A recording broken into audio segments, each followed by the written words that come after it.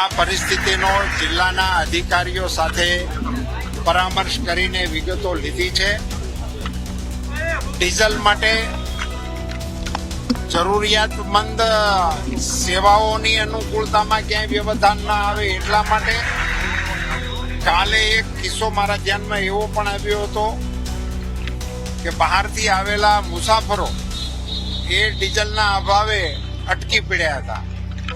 સ્થાનિક તંત્રએ એમની મદદ કરી અને એમને જવાની સુવિધા કરી આપી હતી.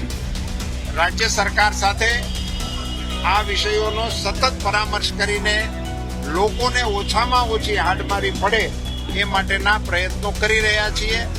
નાગરિકોને મારી બે હાથ જોડીને વિનંતી છે કે આ વર્તમાન પરિસ્થિતિને કારણે અકળામણથી આપણે એમાં લાઈનો લગાડવામાં ન જોડાઈએ, આવતીકાલે શું થશે એવા ભયને કારણે, પરંતુ વિવેકપૂર્ણ રીતે ઉપયોગ કરીએ અને જરૂરત ન હોય તો આ વપરાશનો સંયમપૂર્વક આપણે કંટ્રોલ કરીએ એવી પણ એક નમ્ર અપીલ કરું. હાલમાં જથ્થો ઉપલબ્ધ છે?